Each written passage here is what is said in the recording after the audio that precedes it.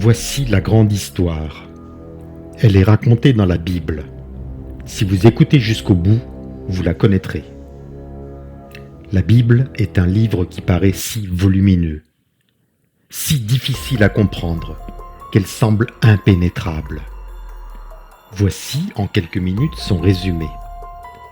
Certains cherchent Dieu pendant des années, font des efforts et ne le trouvent pas. Si tu ouvres ton cœur, tu pourras comprendre le plan de Dieu. Tu auras un moyen d'accéder à Dieu. Il est normal de ne pas pouvoir accéder à Dieu, même avec nos efforts. L'homme est naturellement séparé de Dieu.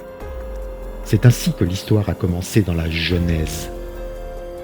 Dieu avait mis à disposition tout, mais l'être humain a voulu expérimenter un chemin différent. Alors, Dieu a mis une séparation. L'homme est naturellement rebelle. Il vit conformément au prince de la puissance de l'air.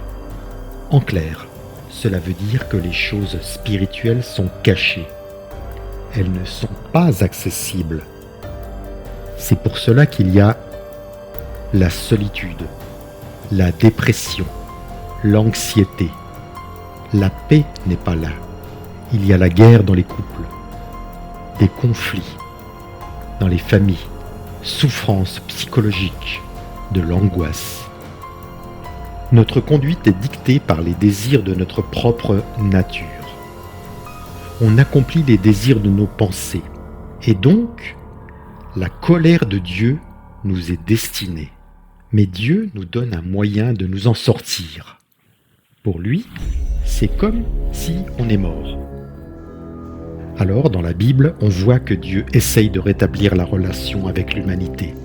Il parle au travers des prophètes. Il a envoyé sa loi. Voici la grande histoire. Dieu a créé le monde parfait, harmonieux. L'homme était libre.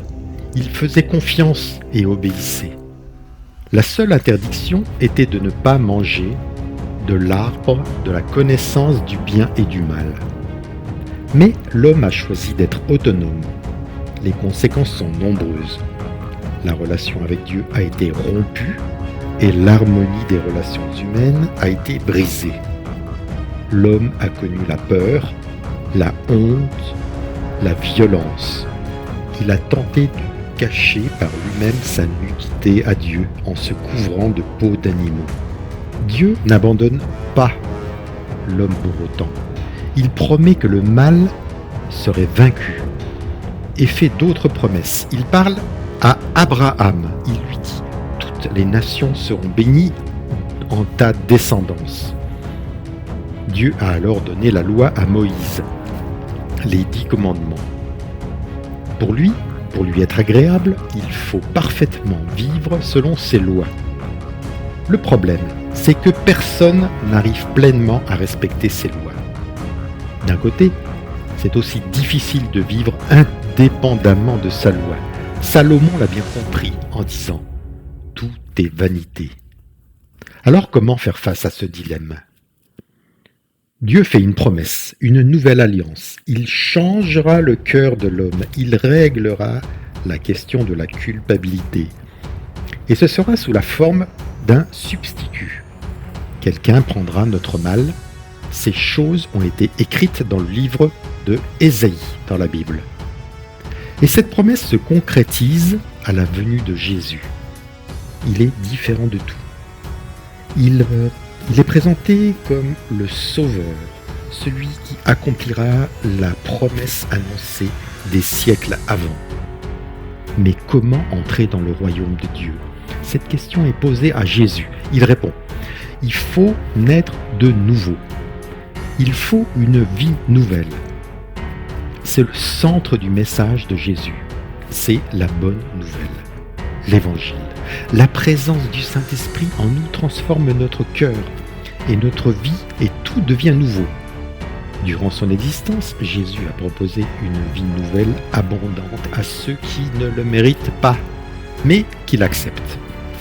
La mission de Jésus est de chercher celui qui est perdu. Mais Pour être sauvé, il faut répondre à son invitation. Dans l'histoire des deux fils, les deux extrêmes sont représentés. D'un côté, les pécheurs, et d'un autre, ceux qui croient être bien. Les deux sont perdus, mais sont accueillis. Il faut donc répondre à son invitation. La mission de Jésus sur la terre se termine par sa mort. C'est ainsi que s'accomplit la prophétie d'Ésaïe. Un homme mourra pour prendre notre condamnation. Ce n'est pas parce qu'on le mérite, mais c'est un cadeau, une grâce. Et Jésus a été ressuscité.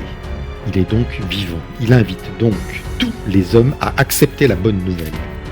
Pour recevoir cette vie, il faut la chercher.